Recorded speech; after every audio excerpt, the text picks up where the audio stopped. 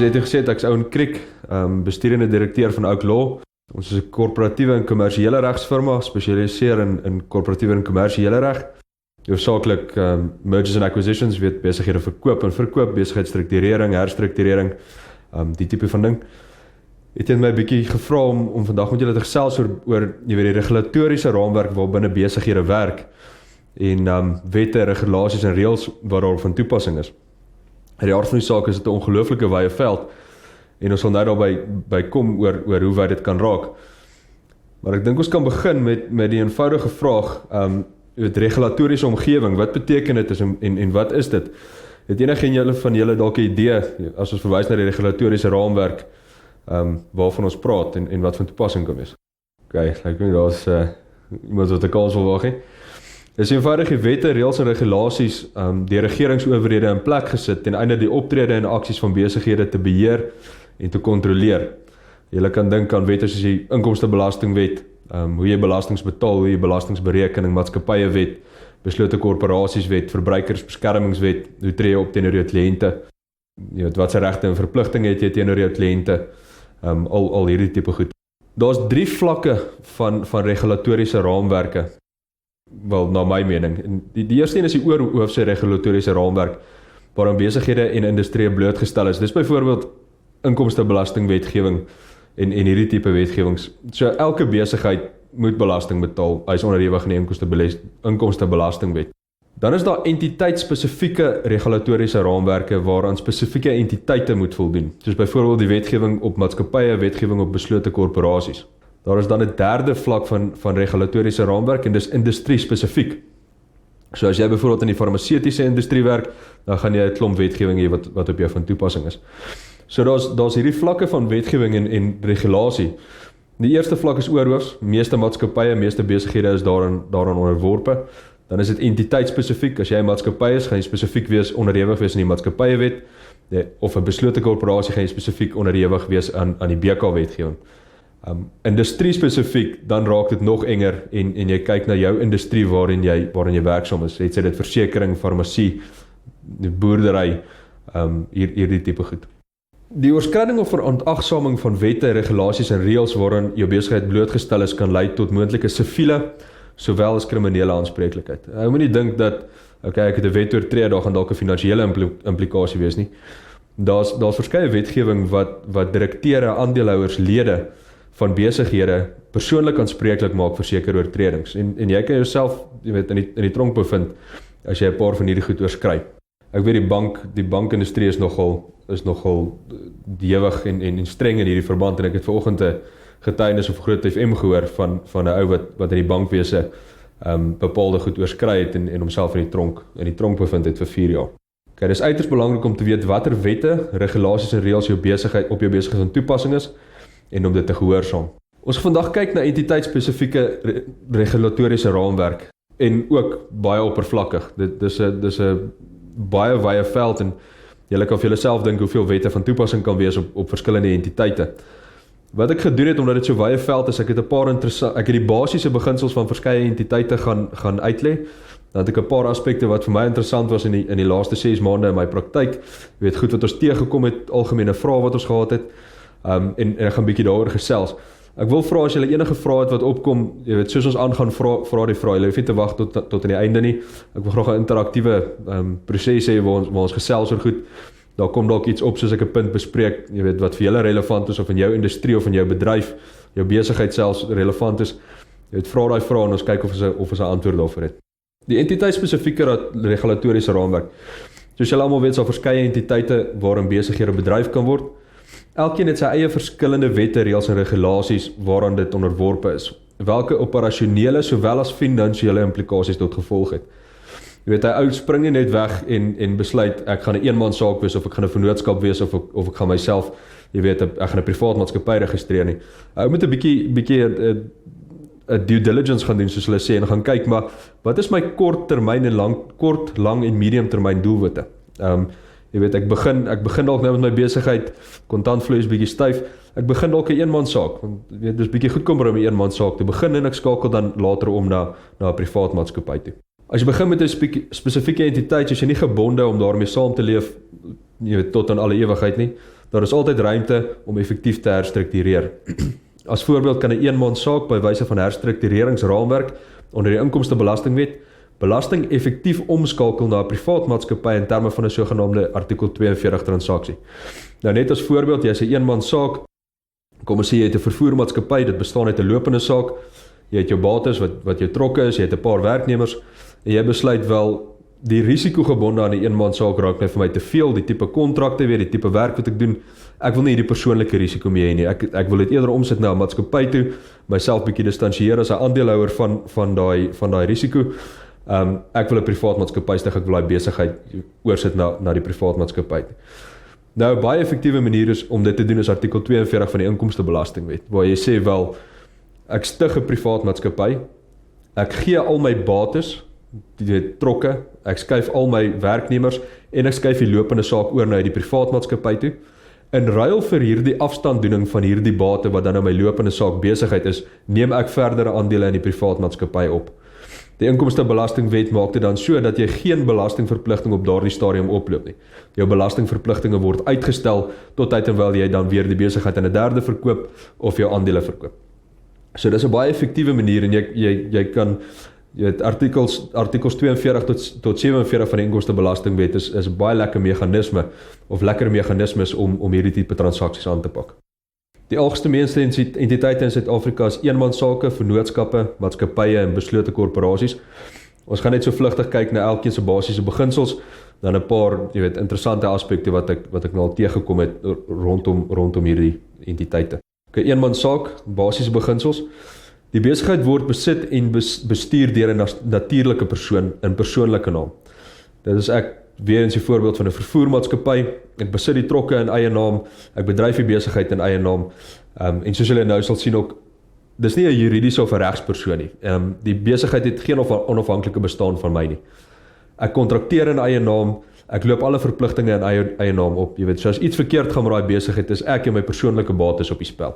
'n eenmanssaak kan handel dryf onder sy eie naam, ofwel onder die eienaar se naam, jou eie naam, of 'n ander handelsnaam. Ou moet net kyk na die Verbruikersbeskermingswet, spesifiek artikels 79 en artikels 80 wat sê jy moet handel dryf onder jou geregistreerde naam. As jy nie wil handel dryf onder jou geregistreerde naam nie, moet jy 'n besigheidsnaam gaan registreer by CIPC. Nou die maatskappywet en die Verbruikersbeskermingswet verwys na hierdie naamregistrasie toe. Hulle noem dit 'n defensive name registration en jy kan dan as handeldrywend wees onder 'n ander naam. Sou jy dit nie doen nie, kan jy blootgestel wees aan sekere negatiewe nagevolge. Ouen Creek handeldrywend as Outlaw, ek moet daai naam gaan registreer Outlaw by CIPC ten einde seker te maak ek voldoen aan die Verbruikersbeskermingswet. En dis net weer eens 'n voorbeeld, die Verbruikersbeskermingswet kan hier geklassifiseer word as 'n oorhoofse wet, deel van die oorhoofse regulatoriese raamwerk. Dis van toepassing op BK's, eenmansake, maatskappye, selfs trusts. Orals wil jy handel dryf en teenoor kliënte handel dryf, kan jou kliënte staat maak op Verbruikersbeskermingswet ten opsigte van die produkte of dienste wat jy aan hulle lewer. So dis 'n tipe wet waaraan almal sal, meeste besighede aan moet voldoen. Daar is sekere uitsluitsels gebaseer op, die tipe transaksie of die omset van die kliënt, maar in die algemeen moet hy ou maar lig loop, veral as jy met privaat individue handel dryf. Die eienaar van 'n eenmanssaak kontrakteer in eie naam en loop persoonlike aanspreeklikheid op. Die eienaar met die besigheid inkomste in eie naam en in sy persoonlike belastingopgawe insluit en met persoonlike op besigheidsinkomste belasting betaal. Weereens is die strukturering hier belangrik. As jy byvoorbeeld in 'n maatskappy jou inkomste kry, betaal die maatskappy 28% inkomstebelasting, waar as jy dit in jou persoonlike naam kry, soos wat met 'n eenmanssaak gebeur, is jou belastingskaal natuurlik iets anders op die gelyskaal van SARS. Maar dit kan soveel wees soos 41% of 40%. Ek kan nie onthou wat die wysigings was nie, maar ek dink ons is nou op 41%. So weens is dit, beplanning rondom belastingaspekte, om te kyk na watter tipe entiteit gaan vir my mees lonend wees, maar weer eens, korttermyn doelwit, langtermyn doelwit, mediumtermyn doelwitte. Maar ook dan om jou kontant uit die maatskappy uit te kry, jy weet, daar is ook dan verskeie aspekte. Jy gaan of 'n salaris trek, jy gaan inkomstebelasting daar betaal in jou persoonlike naam.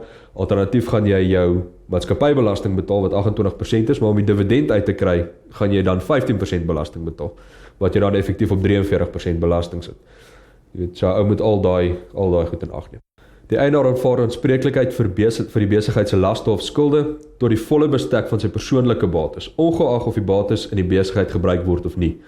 As jy 'n eenmanssaak is en jy dryf handel as 'n eenmanssaak, jou persoonlike naam, iets gaan verkeerd, skuldeisers kan op jou huis kom beslag lê. Sou daar nie genoeg fondse wees om hulle te betaal nie. Kan dit sekere voordele en nadele van eenmansake? Sommige voorbeelde, dit is eenvoudig om tot stand te bring, daar is nie registrasies en allerlei vereistes nie. Daar is beperkte gevalle waar 'n statutêre audit of hersiening van finansies nodig is. Voorbeeld is die regsberoep waar 'n audit van jou trustrekening nodig is.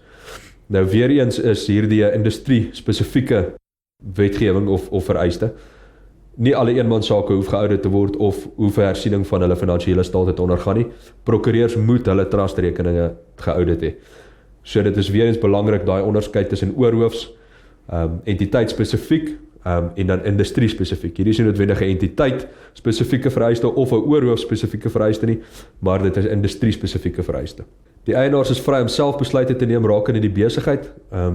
Daar is beperkte of minimum wetlike vereistes. Die eienaar ontvang alle winste, maar weer eens jy moet jou belastingimplikasies in ag neem en dit is eenvoudig om die besigheid te staak. Jy hoef nie die besigheid te likwideer of te deregistreer. As jy besluit die dag jy wil ophou, dan hou jy op, jy staak bloot die besigheid. Sekere nadele, die eienaar het onbeperkte aanspreeklikheid soos reeds genoem en die eienaar se persoonlike bates kan op beslag gelê word, nie net besigheidsbates nie. Daar is beperkte kapasiteit om kapitaal te bekom, want kapitaal is beperk tot dit wat die eienaar persoonlik kan bekom. Jy weet, jy het nie vennote wat kan help met finansiering nie.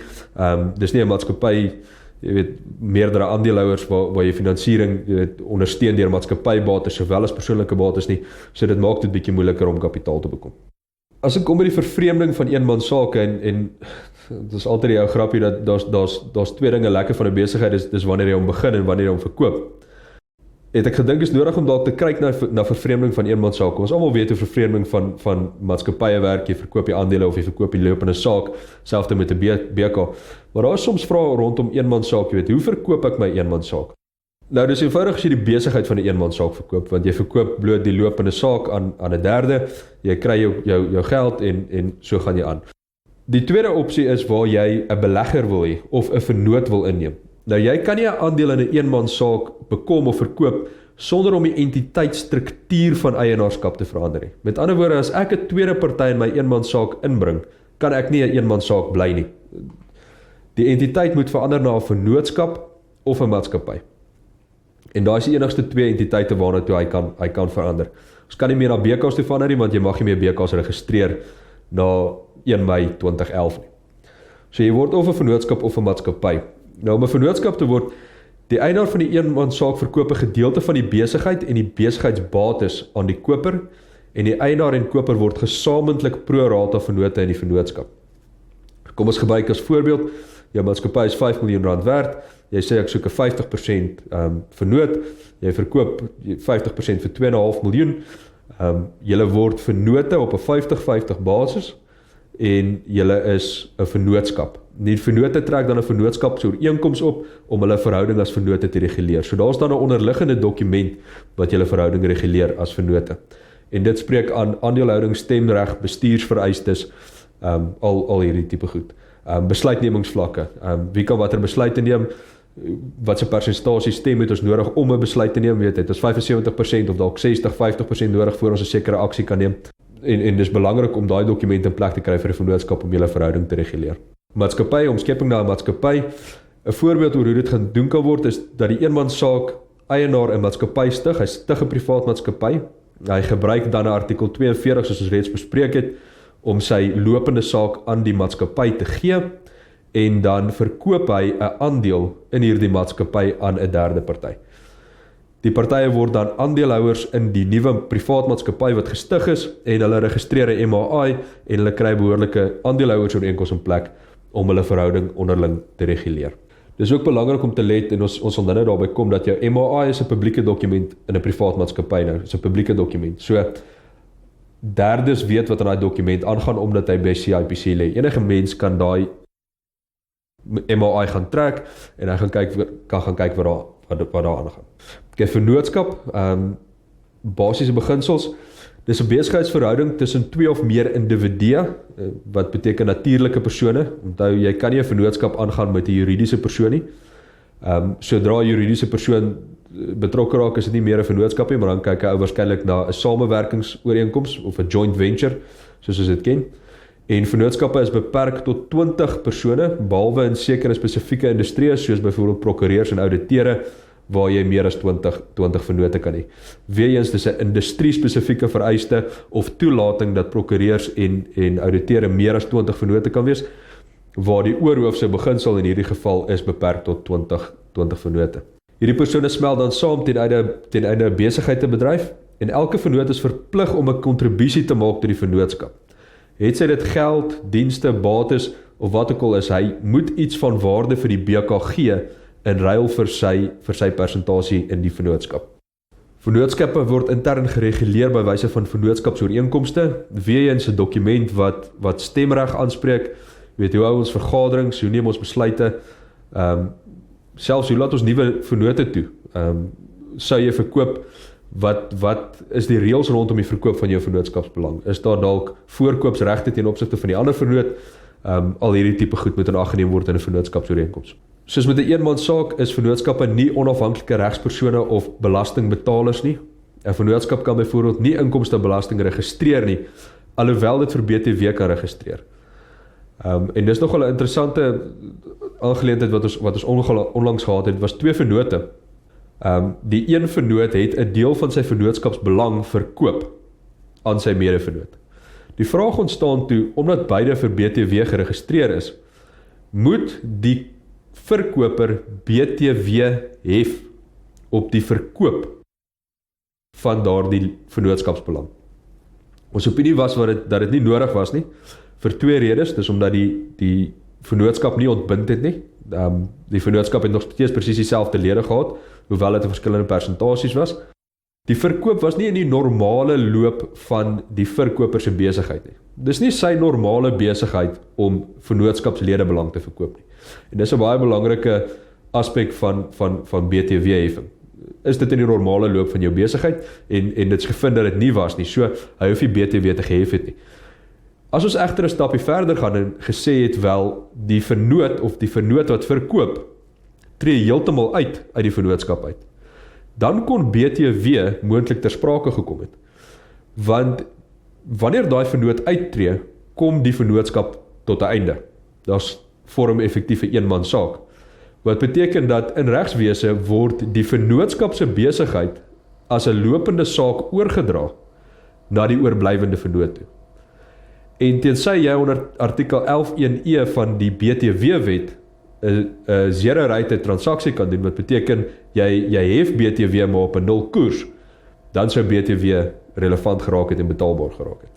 So dis weer eens daai tegniese punte waarna jy moet kyk in transaksies van hierdie aard. Elke vennoot word belas op sy of haar deel van die vennootskap winste, en elke vennoot moet sy of haar pro-rata deel van die winste in sy persoonlike belastingopgawe verklaar. Presies soos by 'n eenmanssaak, hier word alle winste net nie in jou persoonlike belasting opgeneem nie, maar slegs jou persentasie. So as jy 30% belang in die vennootskap het, word 30% van die vennootskap se winste in jou belastingopgawe opgeneem. Die vennootskapbates behoort aan die vennote gesamentlik in onverdeelde aandele. Dis dieselfde as jy en jou vrou binne gemeenskap van goed getroud is, julle koop saam 'n eiendom, julle besit daai eiendom in onverdeelde aandele. Dit beteken nie die bates mag nie in die naam van die vennootskap geregistreer word nie, want dit mag. Maar in regswee besit die vennote daai bate in onverdeelde aandele. Daar is 3 tipes vennootskappe, en om te bepaal wat se tipe vennootskap jy mee deel, sal jy moet kyk na die vennootskapsooreenkoms. As dan 'n vennootskapsooreenkoms is nie, dan het jy weer die algemene of gewone vennootskap, en die vennote is gesamentlik en afsonderlik aanspreeklik vir die skulde, winste en verliese van die vennootskap. Die tweede tipe vennootskap is 'n anonieme of 'n slapende vennootskap. Die anonieme of slapende vennoot is nie bekend aan die publiek nie. Maar hy bly aanspreeklik teenoor sy vennote vir sy pro rata deel van die vennootskap skulde, winste en verliese. So die publiek kan hom nie aanspreek nie, en derdes kan hom nie aanspreek nie, maar sou die vennootskap aangespreek word en die ander lede van die vennootskap aangespreek word, kan hierdie lede dan omdraai en teruggaan na hom toe en hom verantwoordelik hou vir sy pro rata deel. Het sy dit 50%, 30% of 10% is. Dan kry mense 'n in-commandite vennootskap, wat beteken 'n bepaalde vennoot is bloot 'n finansiële deelnemer met beperkte aanspreeklikheid. Die vennoot deel in die winste en verliese van die vennootskap, maar sy aanspreeklikheid is beperk tot sy spesifieke kontribusie of 'n ander ooreengekome bedrag. So tipies kan ek 'n finansiële bydrae maak tot 'n vennootskap, in die hoop dat daar goeie winste gerealiseer word, maar ek maak dit dan 'n in-commandite vennootskap en ek sê ek gee R100,000 vir hierdie vennootskap om aan te gaan, bates te koop, voorraad te koop. Maar sou iets verkeerd gaan, is my aanspreeklikheid beperk tot hierdie R100,000. Of ek kan dit selfs minder maak en sê my aanspreeklikheid is beperk tot R50,000. Ek mag egter nie dan 'n deelnemende vennoot in daai vennootskap wees nie. Ek kan nie aktief betrokke wees by die bestuur van daai vennootskap nie. My deelneme mag bloot finansiëel van aard wees. Met ander woorde, ek mag slegs geld vir daai vennootskap voorskien. Die voordele en nadele van vennootskappe, weer eens, sommige voordele is eenvoudig om tot stand te bring, baie soos 'n eenmanssaak, as jy registrasie vereistes nie, weer eens baie beperkte gevalle waar 'n statutêre audit of hersiening nodig is, weer eens voorbeeld is die regsberoep, daar is beperkte minimum wetlike vereistes, elke vennoot of eienaar het 'n persoonlike direkte belang in die besigheid, en daar is 'n beter vermoë as 'n eenmanssaak om kapitaal te bekom. En dit maak sin. Meerdere individue het net 'n groter vermoë om kapitaal te bekom as 'n enkel individu. Sommige van die nadele, weens ons onbeperkte aanspreeklikheid vir die vennote, gesamentlik en afsonderlik, behalwe in-commandite en slapende vennote. 'n Vennoot se persoonlike bates is vatbaar vir skuldeisers as daar skulde is wat die vennootskap nie self kan delg nie, weens jou huis en jou karre en dies meer is op die spel. Elke vennoot kan aanspreeklik gehou word vir die skulde van die vennootskap. Die bevoegdheid om besluithede te neem word gedeel en meningsverskille kan die besigheid inhibeer of beperk. By 'n eenmanssaak maak jy 'n besluit en jy gaan voort soos jy goed dink. Waar in 'n vennootskap 2, 3, 4 partye, julle moet saam besluit oor sekere goed. Jy moet daar sekere reëls oor rondom stempersentasies en wat se stemreg nodig is om sekere besluite te neem. So die een persoon se visie kan verskil van iemand anders en dit kan dit moeilik maak om besluite te neem binne die entiteit. En wees, dit is nie 'n onafhanklike regspersoon nie wat eintlik maar net tot gevolg het dat die vennoot 'n persoonlike aanspreeklikheid oploop. Wees, as jy kyk na die vennootskap vervreemding, jy kan 'n aandeel in 'n vennootskap verkry sonder om die struktuur van eienaarskap te verander. Met ander woorde, dit kan 'n vennootskap bly as jy 'n nuwe vennoot toelaat of as een vennoot uittreë.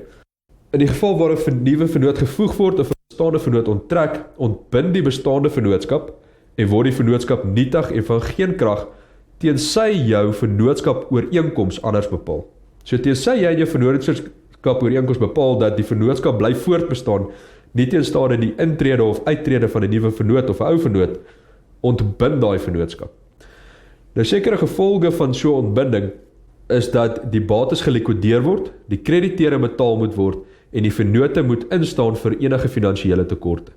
So weer eens is baie belangrik om daai dokument wat 'n vennootskapsooreenkoms is in plek te kry, ten einde seker te maak dat, veral as jy meerdere vennote is, om seker te maak dat wanneer een ou uittreë of 'n nuwe vennoot intree, hierdie vennootskap nie ontbind en ons nou ewe skielik, vennootskapsbates te gelde moet maak en skulde moet betaal en persoonlik vir finansiële skulde moet instaan nie.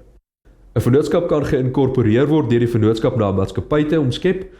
Die vennootskap en vennootskapbates word oorgeplaas na 'n maatskappy wat gestig is deur middel van 'n vooraf bepaalde herstruktureringsstruktuur.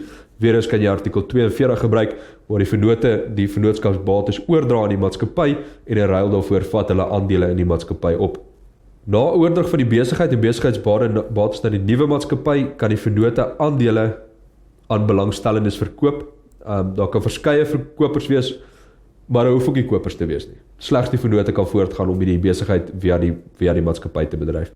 Die vennote en koper indien enige word gesamentlike aandeelhouers in die nuwe maatskappy en 'n aandeelhouersooreenkoms en MOI word weens geregistreer ten einde die onderlinge verhouding te reguleer. Privaat maatskappye, basiese beginsels. 'n Privaat maatskappy is 'n onafhanklike regspersoon of regsentiteit en moet 'n eie naam vir belasting registreer, kontrakteer en so meer. So as jy 'n privaat maatskappy gaan registreer, word dit volgens regswee geag dat hy 'n onafhanklike regspersoon is met eie regsaanspreeklikheid en hy kan in sy eie naam dagvaar en gedagvaar word en kontrakte sluit. Privaat maatskappye word gereguleer deur die maatskappyewet en word geïnkorporeer by wyse van 'n memorandum van inkorporasie, met ander woorde jou MAI. Jy kan nie 'n maatskappy registreer sonder om 'n MAI by CIPC te registreer nie. CIPC het 2 standaardvorms van MAI's uitgebring, die ene kort vorm en dan 'n langer vorm. Nou ons mening is die kort vorm en selfs die langer vorm voldoende as jy een aandeelhouer en een direkteur in die maatskappy is. Sodra jy egter meerdere aandeelhouers of meerdere direkteure word, dan raak dit nodig om 'n behoorlike MAI en 'n behoorlike aandeelhouersooreenkoms te onderhandel in plek te kry. Daar's sekere bepalinge in die maatskappyewet en jy weet, dis een van die aspekte wat jy MAI aangespreek moet word. Daar's 50, soos hulle dit noem, alterable provisions. Met ander woorde, jy kan in die strukturering van jou maatskappy besluit oor hoe jy te werk gaan met hierdie alterable provisions. So die wet gee vir jou 'n standaardposisie en jy kan dan besluit om daai standaardposisie te wysig of om iets anders te doen. As jy dit nie in jou MAI doen nie, dan geld die standaard van die wet. Dis baie belangrik om te onthou dat onder die nuwe maatskappyewet geld die maatskappyewet, hy's die leidende gesag, dan jou MAI en dan 'n shareholders agreement of 'n aandeelhouersooreenkoms.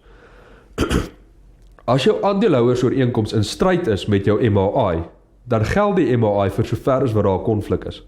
As jou MAI in konflik is met die wet, dan geld die wet.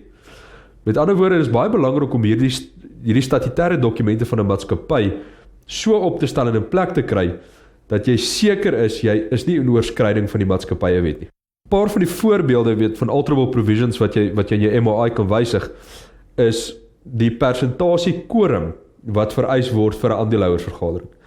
Nou die standaard van die wet sê 25% van die stemreg is voldoende om 'n quorum daar te stel op 'n aandeelhouersvergadering. Jy kan egter daai quorum gaan verhoog tot 100% sou jy wil. So jy weet, kleiner maatskappye waar jy byvoorbeeld 2 of 3 aandeelhouers het, as jy daai standaard quorum van 25% het, beteken dit dat een aandeelhouer 'n quorum kan vorm. Sou julle nie tevrede wees met die aandeelhouersvergadering wat geroep is nie, julle neem nie die nodige stappe om daai aandeelhouersvergadering te stop nie, dan daag daai een aandeelhouer op en hy neem die stemme wat hy nodig ag en die maatskappy is gebonde aan daai stemreg.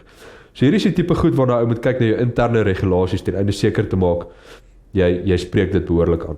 Privaat maatskappye word besit deur hulle aandeelhouers, welke natuurlike persone of juridiese persone kan wees. Privaat maatskappye word bestuur deur die raad van direkteure en of 'n bestuurspan welke aan die raad rapporteer en moet ten minste een direkteur hê. Weens is dit baie belangrik. Die standaard van die maatskappyewet is dat die dag-tot-dag bestuur en die raad onder die bevoegdheid van die raad van direkteure val, nie onder die aandeelhouers nie.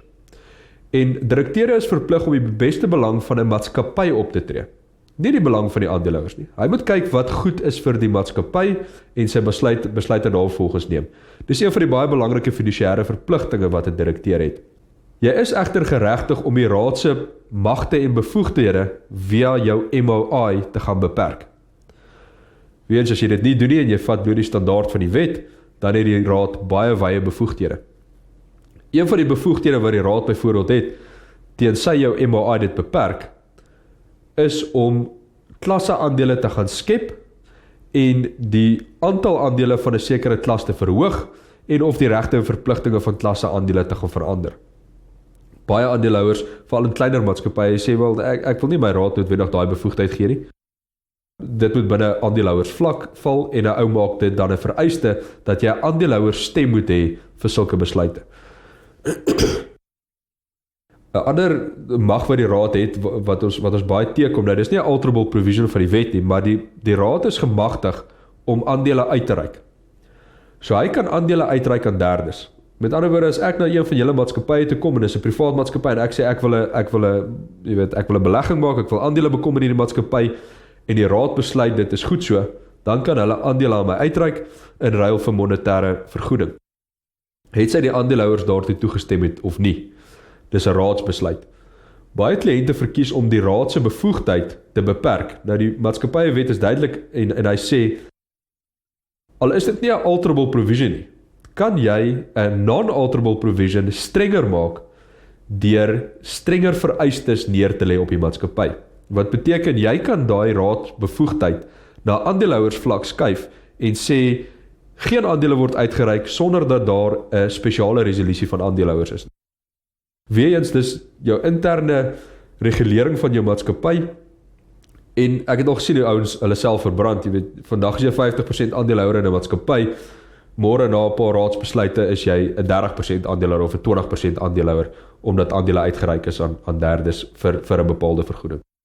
Die direkteure kan aandeelhouers wees, maar dit is nie 'n vereiste nie en alle direkteure moet natuurlike persone wees. Jy kan nie 'n juridiese persoon hê wat 'n direkteur is nie.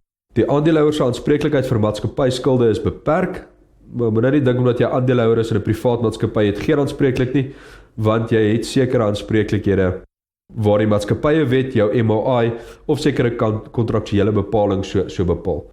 Voorbeelde van aandeelhouer aanspreeklikheid is sekuriteite deur die aandeelhouer gelewer. Centurion. Daai natuurlike persone, wat presies behels dit? Is individue, so ek en jy, 'n maatskappy en so aan mag nie direkteure wees nie. Okay, voorbeelde van aandeelhouers aanspreeklikheid is waar jy sekuriteit gestaan het vir jou maatskappy, jy het borgskappe geteken vir 'n lening wat aangegaan is, vir nuwe bates wat gekoop is, dan kon jy 'n Afrikaanse term kry wat dit so mooi beskryf nie, maar piercing of the corporate veil, wat 'n reg is in terme van die maatskappywet waar derdes deur hierdie skerm van die maatskappy kan kyk en aandeelhouers persoonlik aanspreeklik kan hou in sekere omstandighede. Nou daar is sekere vereistes waaraan voldoen moet word en een van hulle is as jy hierdie maatskappy gaan stig het en bedryf het met die uitsluitlike doel om mense te bedrieg, om bedrog te pleeg, om geld, jy weet, te steel of geld te verdoesel, geld te verduister, dan kan derde partye hierdie skerm van die maatskappy gaan oplig via hofproses en aandeelhouers kan persoonlik aanspreeklik gehou word en die maatskappywet maak spesifiek vir so 'n proses voorsiening.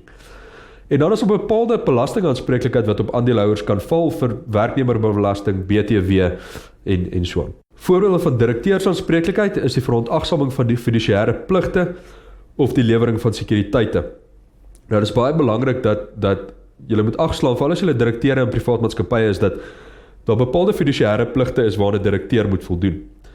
En een van hulle is byvoorbeeld dat jy nie geleenthede wat jy in jou posisie as direkteur op afgekom het, tot eie gewin mag gebruik nie. 'n verdere verpligting op 'n direkteur is dat hy nie mag stem op Ekskuus, wel weer. Ja, ek wil net graag een vraag terug as ons terugkom aan die MOI toe. As dan die aanspreeklik aandeelhouers is aanspreeklik vir die maatskappy tot 'n mate aanspreeklik vir die maatskappy se skulde en daai tipe goed. Maar as jy aandeelhouers het wat jou gedeelte van jou, of laat ek dit eerder so stel, 'n trust het 'n aandeel in die maatskappy, kan jy in die MOI skryf dat die trust geen verantwoordelikheid het vir aanspreeklikheid het vir skulde nie, want dit is 'n trust wat aandele ingekoop het en hy's 'n aandeelhouer, hy's nie 'n deelnemer nie. Hy's net 'n aandeelhouer. Kan jy dit so inskryf? Ja, kyk, daar's sekere verpligtinge waarvan 'n aandeelhouer nie kan wegkom nie en dis daai verpligtinge wat in die maatskappywet neergelê word. In so 'n situasie sou ek nie in jou MOI gaan skryf dat jy nie die verpligting het nie. Ek sou bloot gaan sê dat sou jy die verpligting oploop, dan sal jou mede-aandeelhouers jou indemnifiseer en skadeloos stel vir daai verpligting. So, weet, as SARS aan jou deur kom klop en sê BTW en werknemersbelasting en dis meer is nie betaal nie, dan gaan jy verantwoordelik wees, jy weet, teenoor SARS, maar jy kan dan agteraf gaan en sê, wel, mede-aandeelhouers, ek is nou aanspreeklik gehou, julle het 'n verpligting om my te indemnifiseer en skadeloos te stel en ek vereis dit nou. So dit is basies is net die belasting wat dan hou vas aan die werknemersbelasting wat hou vas kan hê op 'n trust. Want die trust is heeltemal 'n onafhanklike organisasie wat slegs aangekom het as 'n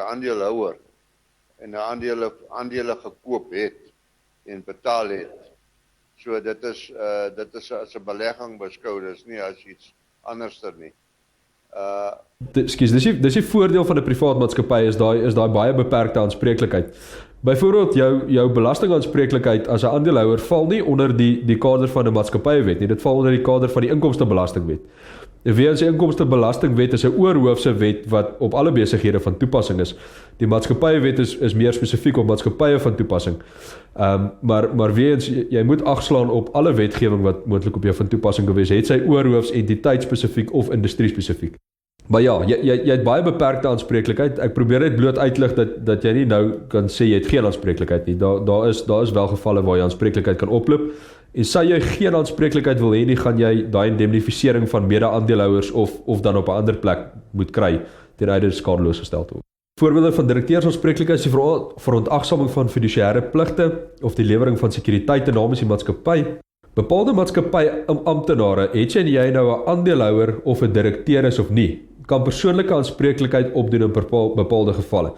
Dis byvoorbeeld as die maatskappy se besigheid op 'n roekelose manier bestuur word of as bedrog gepleeg word. Nou, hierdie bepaalde amptenare waarna ek verwys is onder die maatskappywet word hulle prescribed officers genoem.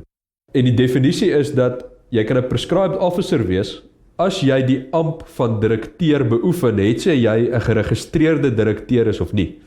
Hier is 'n voorbeeld dat jy kry 'n finansiële direkteur en jy kry 'n finansiële bestuurder. Nou, 'n finansiële direkteur is geregistreer by CIPC en hy is formeel geregistreer as 'n direkteur. 'n Finansiële bestuurder is nie 'n direkteur van die maatskappy nie, maar hy mag dalk in beheer wees van alle finansiële aspekte van daai maatskappy asof hy 'n finansiële direkteur is. Sou hy dan sekere roekelose besluite neem of bedrog pleeg en 'n derde party ly skade as gevolg daarvan, kan hy in sy persoonlike kapasiteit aanspreeklik gehou word. So as jy senior amptenaar van 'n maatskappy is, moet mooi kyk na die fidusiëre pligte van direkteure en seker maak jy voldoen tot 'n groot mate daaraan, ten einde seker te maak jy loop die persoonlike aanspreeklikheid op. Die maatskappy het geen beperking op die aantal Centurion. Ekskuus, net weer 'n vraagie. So as daar 3 direkteure is waarvan een 'n fisiese direkteur is en die twee is ander 2 is wat silent time partners of wat ook al, kan hulle ook dan aanspreeklik gehou word?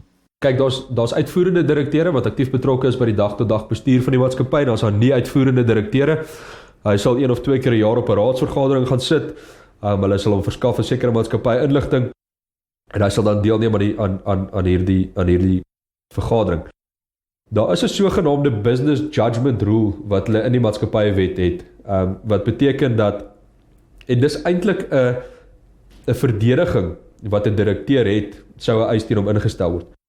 Nou die business judgment rule in basiese terme sê dat jy nie aanspreeklik kan wees as jy nie geweet het wat aangaan nie, as 'n voorbeeld. So byvoorbeeld 2 direkteure neem 'n besluit, die maatskappy volg daai besluit en daar word sekere skade gelei. As jy nie geweet het van daai besluit nie en jy het nie deelgeneem aan daai besluit nie, dan kan jy nie verantwoordelik gehou word nie. Maar weens jou vlak van betrokkenheid is baie sterk op hierdie business judgment rule. So, jy weet, as hierdie reël toegepas word, sal daar gekyk word presies wat was jou betrokkenheid, wat moes jou betrokkenheid gewees het, want dit help ook nie, jy weet sekere goed aan, maar jy weerhou jouself bloot daarvan nie. So direkteure het daai reël as verdediging, maar weer eens, jy weet, nie uitvoerende direkteur, so ek maar seker maak ek word, jy weet, ten minste maandeliks op hoogte gehou van besluite wat geneem word en dies meer. En die feit dat jy 'n nie uitvoerende direkteur is, beteken nie jy mag nie besluite neem op raadsvergaderings nie. Jy moet steeds aktief betrokke wees en seker maak dat jy weet wat aangaan. Jy weet, ons het in die begin van die maatskappywet, die nuwe maatskappywet ingekom het ons gedink hierdie fidusiëre pligte, dit was altyd 'n gemeenereg beginsel en dis nou gekodifiseer in die maatskappywet tot 'n groot mate. Nou ons gedink hierdie daal van nie uitvoerende direkteure wat op 50 rade sit en R10,000 elke maand kry, jy weet, vir sy deelname op raadsvergaderings. Ons het gedink, jy weet, daai gaan verby wees, maar dit lyk of die ouens voel dat die business judgment rule gee hulle genoeg beskerming, jy weet, rondom deelname aan op raadsvlak. Okay, soos ek sê, daar's geen beperking op die aantal aandeelhouers nie. Onder die ou maatskappywet was die beperking 50 aandeelhouers gewees. So jy het gevind dat baie maatskappye publieke ongelyste maatskappye was. bloot omdat hy hierdie 50 beperking wou oorkom. Hy het byvoorbeeld 100 aandeelhouers gehad, toe sê man, dan is ek 'n publieke ongelyste maatskappy. Na die werkingtreding van die nuwe maatskappywet het ons gevind dat 'n klomp publieke ongelyste maatskappye omskep na privaat maatskappye, omdat daai 50 aandeelhouer beperking weg is, en omdat privaat maatskappye die regulatoriese vereistes op privaat maatskappye is nie so streng soos op publieke maatskappye nie. En dis ook belangrik as jy 'n publieke maatskappy is wat gelys is of ongelys. As jy 'n publieke maatskappy is, geld dieselfde reëls vir jou. Byvoorbeeld, die raad is dan nie net gebonde aan die maatskappywet se regulasies rondom direkteure nie, maar jy moet ook kyk na die king codes in die bestuur van die maatskappy. Wat alles relevant en kan raak. 'n Baie belangrike aspek van 'n privaat maatskappy is dat hy nie sy aandele aan die publiek mag offer nie en die verhandelbaarheid van sy aandele moet beperk word in sy MOI. Nou hier is 2 aspekte. Nommer 1 is jy mag nie jou aandele aan die publiek offer nie. Nou as jy gaan kyk na die definisie van 'n publieke offer in die maatskappywet, is dit hemelsbreed. Dit sluit selfs in 'n aanbod gemaak aan bestaande aandeelhouers of bestaande direkteure van die maatskappy. So jy kan aanvaar dat die beginpunt wanneer jy aandele verkoop of uitreik, is dat dit 'n publieke offer is. Dan is daar sekere spesifieke uitsluitings, en daar so 15 van hulle dink ek, wat sê 'n offer sal nie 'n publieke offer wees nie as dit aan die volgende vereistes voldoen. So wanneer jy aandele wil uitreik aan 'n derde party, met ander woorde die maatskappy reik van sy aandelekapitaal uit aan 'n derde party, of 'n aandeelhouer wil dit aan 'n derde party gaan verkoop, moet jy baie duidelik agslaan op die proses hoe dit gebeur. Want daai proses kan dalk neerkom op 'n publieke offer, en 'n ou is dan in stryd met die maatskappywet. As jy publieke offers van jou aandele wil maak, soos gedefinieer, dan moet jy omskep na 'n publieke maatskappy. Die tweede aspek is dat die oordraagbaarheid van jou aandele beperk moet word in jou MOI. Nou, onder die ou maatskappywet het jou akte en statute van oprigting gesê dat aandele nie oorgedra mag word sonder die raad van direkteure se toestemming nie. En dit was die tipiese beperking wat jy gekry het onder die ou maatskappywet. Dis egter nie nodig om so eng te wees nie, want ek meen 'n aandeelhouer wil ook daarom nie gebonde wees aan wat sy raad sê of hy sy aandele mag vervreem of nie. Tipiese voorbeelde van die beperking op oordraagbaarheid is voorkoopsregte. Met ander woorde, voor jy jou aandeel verkoop, moet jy dit eers aan jou mede-aandeelhouers offer. Dis 'n tipiese beperking op die verkoop van jou aandele, en ook 'n beperking wat dan meer sin maak, want dit gee ten minste jou vennoterie of jou mede-aandeelhouers die geleentheid om te bepaal wie in die maatskappy kom, en as hulle tevrede is met daai persoon nie, dan neem hulle self die aandele op. Maar dis 2 baie belangrike aspekte van jou MOI. As jou MOI nie aan daai aspekte voldoen nie, word dit geag dat jy 'n publieke maatskappy is, en moet jy ook jou naam van jou maatskappy gaan verander na Limited in plaas van Proprietary Limited. Privaat maatskappye se name moet eindig met die woorde Proprietary Limited of die afkorting PTY Limited. As ons sien onder die ou maatskappywet was die woord proprietary ook in hakkies gewees, die nuwe maatskappywet het daarmee weggedoen. En wanneer ook al jy jou naam gebruik, moet jy voldoen aan daai vereiste. So as jy die volle uitskrywing gebruik, Proprietary Limited, mag die proprietary nie in hakkies wees nie. As jy PTY Limited gebruik, moet die PTY in hakkies wees.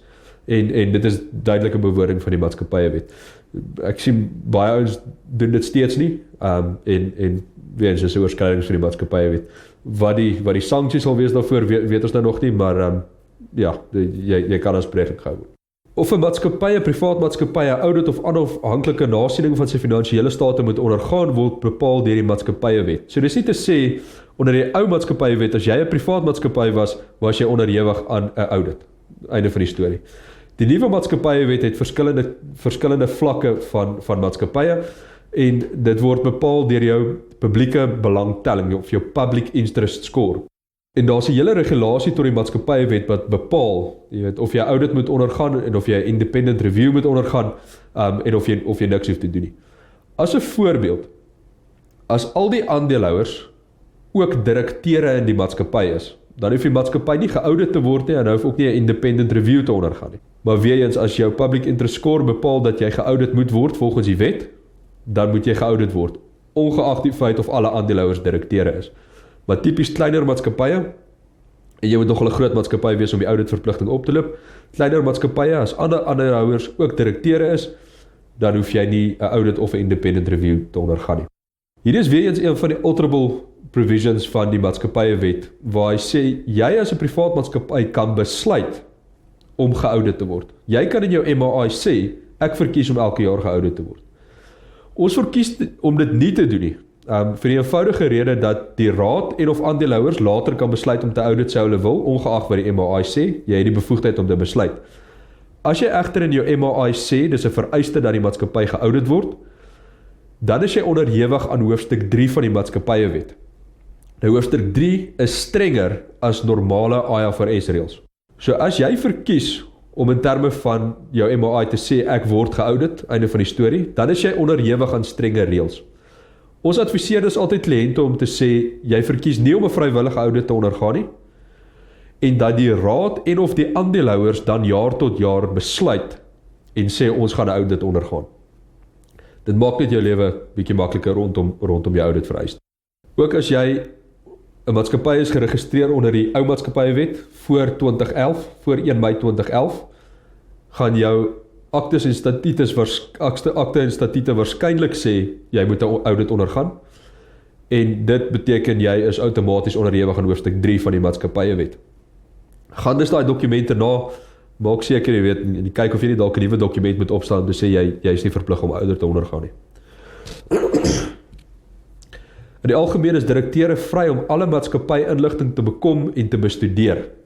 Dit is een van die voordele van direkteurskap. Aandeelhouers se regte om inligting te bekom is egter beperk. Die maatskappywet sê baie spesifiek watter inligting aandeelhouers as 'n algemene beginsel toegang toe het. Jy is egter geregtig weer eens via jou MAI om 'n aandeelhouer se reg tot inligting te gaan verbreek. Jy kan self sê alle regte wat direkteure het om maatskappy-inligting te bekom, het die aandeelhouers ook. Sou die aandeelhouers nie daardie regte hê of daai uitgebreide regte hê tot maatskappy-inligting nie, dan sit jy met 'n posisie as jy sekere inligting, en kom ons kyk na boeke van eerste inskrywing. 'n Aandeelhouer is nie geregtig daarop nie. As dit kom by finansiële inligting, is hy geregtig op geauditeerde finansiële state. Dis waarna hy mag kyk. Of die afgetekende finansiële state, dan is daar nie 'n audit was nie. Om dan toegang te kry tot die boeke van eerste inskrywing, moet hy onder die Process of Promotion of Access to Public Information Act, onder PAIA, moet hy dan gaan aansoek doen via 'n hofproses om sy hande op daai inligting te kry. Weens, as jy 'n kleiner maatskappy is met sê 3, 4, 5 aandeelhouers, maar daar is 'n raad wat onafhanklik van die aandeelhouers kan te werk gaan. Of alle aandeelhouers is nie verteenwoordig op die raad nie. Maak seker dat jou MAI jou die reg gee om toegang te kry tot maatskappy-inligting. Ons is onlangs deur 'n proses waar ons deur hierdie hofproses moes gaan vir 'n soos hulle sê 'n silent shareholder. Hy was nie verteenwoordig op die raad nie. En dit kos 'n klomp geld om deur daai proses te gaan, en mense beklei en dit vat lank. Waar as die MAI bloot reg geskryf was, dan het hy binne 24 uur sy dokumente en sy inligting gehad wat hy verlang het. So weer eens in die stigting van jou maatskappy, die opstel van jou maatskappy, maak seker dat jy die regte goed aanspreek, die regte verhoudings en die regte reguleringsmeganismes in plek sit. In die algemeen het elke aandeel van 'n privaat maatskappy een algemene stemreg, welke die houer daarvan magtig om te stem ten opsigte van alle sake voor aandeelhouers gelê. So met ander woorde, as jy 'n gewone aandeel in 'n maatskappy hou, soos hulle noem 'n gewone aandeel, dan het jy een stemreg per aandeel wat jy hou in daai maatskappy. Verskillende klasse aandele kan egter geskep word, en elke klas aandeel kan sy eie regte en sy eie verpligtinge hê. So word preferente aandele byvoorbeeld gereeld gebruik as 'n meganisme om kapitaal vir die maatskappy te bekom. So jy sê ek het R1 miljoen nodig, ek is egter nie lus om skuldbriewe uit te reik, of ek is nie lus om 'n stemdraande aandeelhouer toe te laat nie.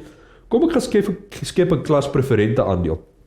Wat hierdie preferente aandeel dan tipies is, om te sê, ek reik hierdie aandeel aan jou uit in ruil vir 'n sekere kapitaalbedrag. Jy gaan nie stemreg hê nie, maar jy het voorkeurregte ten opsigte van die winste van die maatskappy wat uitgekeer word. So hy staan dan voor in die ry wanneer dividende verklaar word. Weens kan jy rondspeel met daai preferente aandeel in sy regte. Dis byvoorbeeld 'n redeemable cumulative preference share, wat beteken na bepaalde tyd moet die maatskappy hom terugkoop vir sy kapitaalewaarde, en elke jaar wat dividende nie verklaar word nie, loop daai dividende op, met ander woorde jou kapitalewaarde word hoër, en met ander woorde die dividend wat jy ontvang op daai preferente aandeel word elke jaar hoër. En 'n preferente aandeel word gewoonlik gekoppel aan wat hulle noem 'n coupon rate. So jy sê byvoorbeeld, ek gee vir jou R100,000, ek verwag 10% dividend elke jaar. Dan moet hy elke jaar vir jou 10% van die 100,000 dividend verklaar. As hy dit nie doen nie, word hy 10,000 gevoeg by die 100,000. Volgende jaar moet hy 10% van 110,000 aan jou verklaar. Aan die einde van die termyn, as daar nooit dividende verklaar is nie, dan moet hy, wat ook al die bedrag is, kom ons sê R200,000 aan jou terugbetaal in plaas van jou aanvanklike R100,000 kapitalebedrag. Wanneer jy die strukturering doen rondom jou preferente aandele, is dit baie belangrik om te kyk na die inkomstebelastingwetgewing ook. Die laaste ding waarmee jy wil sit, is 'n hybrid equity instrument, wat beteken dat, hoewel dit 'n preferente aandeel genoem word, word dit eintlik as 'n skuld gesien.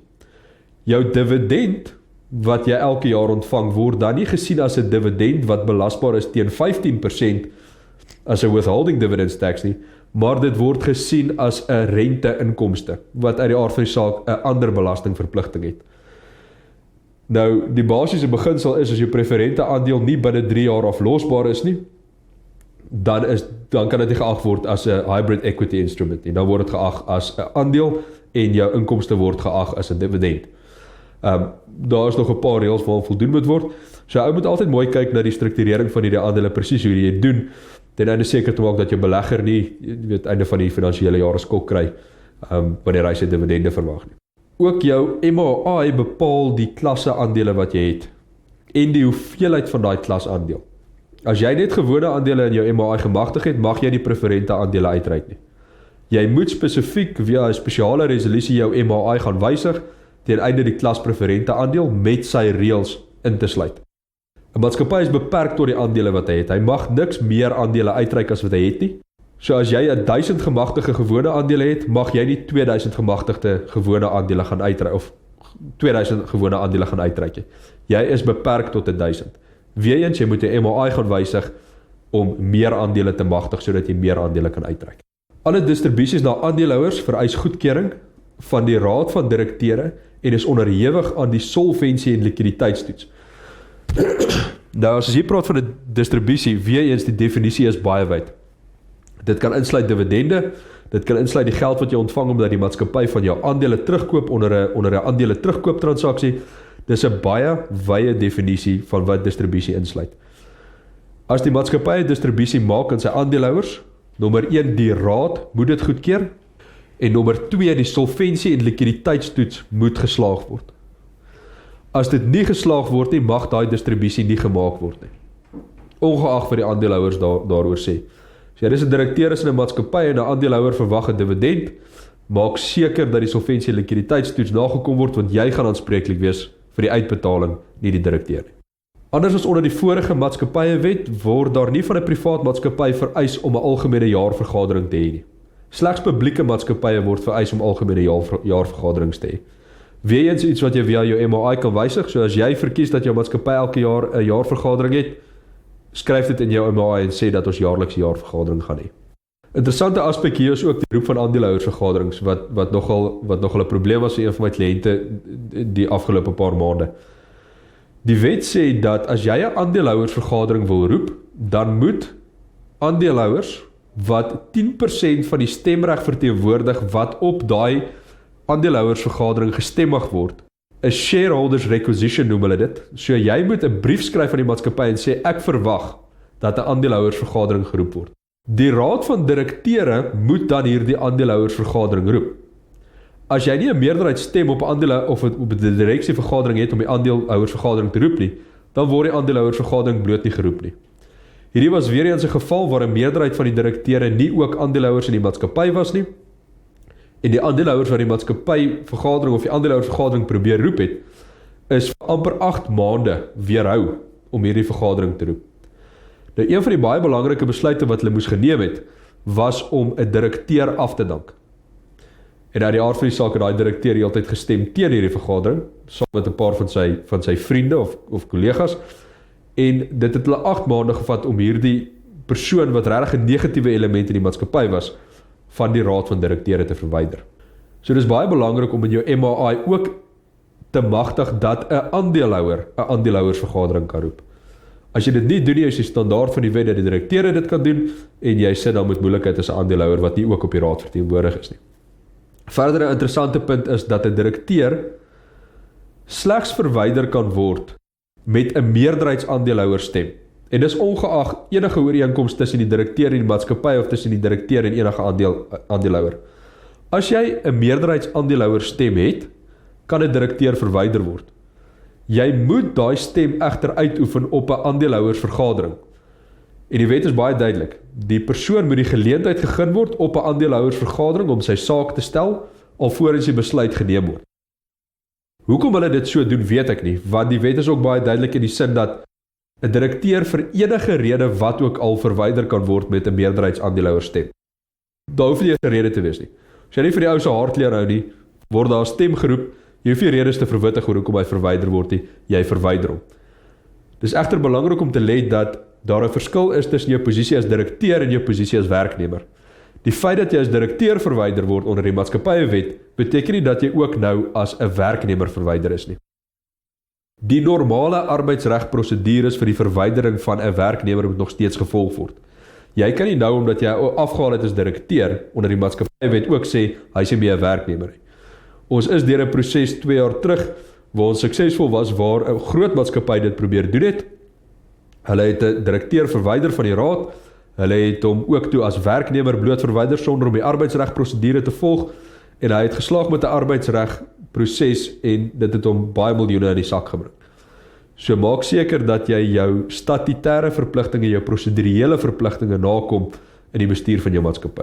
Ook vanaf 1 Mei 2011 mag geen privaat maatskappye meer pariewaarde, geen maatskappy geïnkorporeer word met pariewaarde aandele nie. Alles is nie pariewaarde aandele. As jy geïnkorporeer is voor 1 Mei 2011, maak seker dat jy die reëls en verpligtings rondom pariewaarde aandele nakom, soos in terme van die maatskappywet uiteengesit. As 'n voorbeeld, kom ons sê jy het 1000 gemagtigde pariewaarde aandele, jy wil nog 1000 aandele uitreik. Jy mag nie jou aandelekapitaal gaan verhoog na 2000 pariewaarde aandele toe nie. Jy moet of 1000 pariewaarde aandele en 1000 nie pariewaarde aandele hê, of jy moet jou pariewaarde alles gaan omskep na nie pariewaarde aandele en dan jou aandelekapitaal gaan verhoog. Ag, hier is maar die voordele en nadele van privaat maatskappye. Baie van dit is reeds bespreek. Ek sien ons hardloop 'n bietjie uit tyd het, so ek gaan net vinnig deurhardloop. Beslote korporasies, BK's, daar mag geen nuwe BK's van 1 Mei 2011 geregistreer word nie en geen maatskappy mag na 'n BK omskep word nie. Bestaande BK's mag egter bly voortbestaan. BK is weer eens soos 'n maatskappy 'n onafhanklike regspersoon wat in eie naam kontrakteer en eie naam registreer vir belasting en dies meer. Die eienaars van 'n BK is sy lede en elke lid hou 'n ledebelang uitgedruk as 'n persentasie in die BK. Lede het weer eens soos aandeelhouers beperkte aanspreeklikheid en is in die algemeen nie vir die skulde of laste van die BK verantwoordelik nie. Bepaalde belastingaanspreeklikhede bestaan egter weer eens BTW en werknemersbelasting.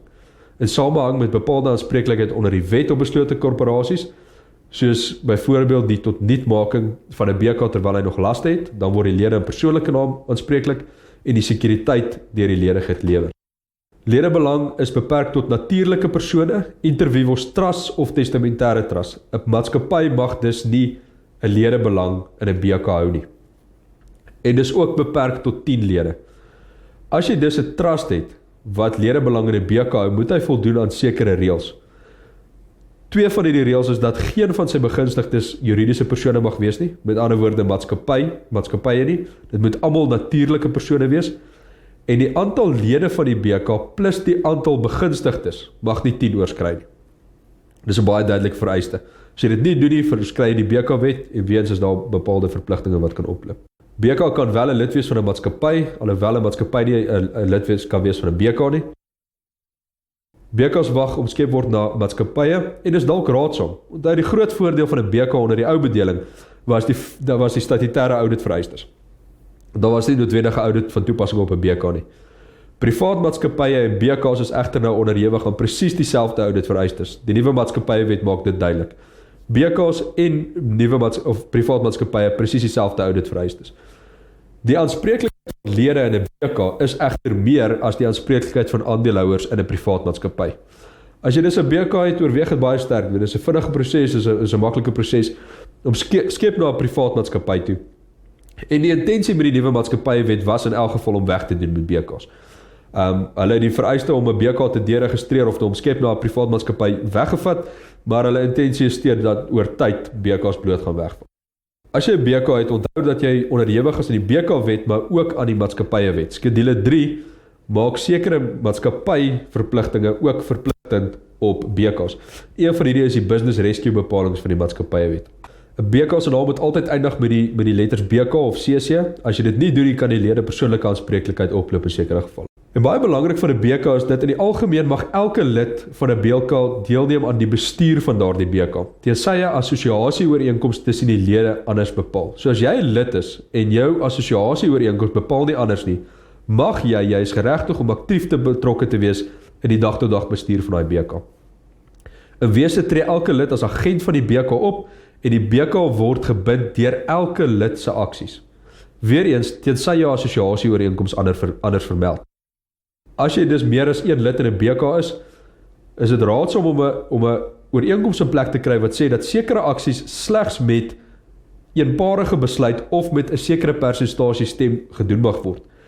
As dit nie daarin staan nie, mag elke lid die BK gaan bind op sy eie beweging, wat noodwendig nadelig kan wees vir die ander lede. Wees is 'n paar voordele of nadele van beslote korporasies, baie dieselfde as maatskappye. Hy bly voortbestaan ongeag die feit dat lede mag in of uittreë. Lede het beperkte aanspreeklikheid. Eienaarskap kan redelik maklik oorgedra word en dit is onderhewig aan minder regulasies en reëls en wette as maatskappye. Dis wel onderhewig aan meer regulasies as vennootskappe en eenmansake.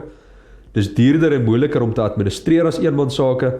Die aantal lede is beperk tot 10 en lede van die BK kan weer eens aanspreeklik gehou word vir sekere aksies en optredes van die BK. Okay, julle, dit is dan 'n opsomming. Dis 'n baie oorhoofse gesprek gewees. Jy weet, 'n ou sal daar besig wees as 'n ou nou in diepte moet gaan. Weet, as julle enige vrae het rondom die oorhoofse entiteitspesifieke of industrie-spesifieke wetgewing wat kan van toepassing kan wees op jou besigheid, op jou entiteit, laat weet gerus, dan help ons graag. Ek weet of daar enige vrae is, jy weet, van die goed wat nou opgekom het nie. Okay, baie dankie julle, ek is dan klaar. Hier is nou die kontak details op hier, maar ons e-posadres is info@ouklaw.co.za, of julle kan na ons webtuiste toe gaan, daar's ook kontak besonderhede is ouklaw.co.za.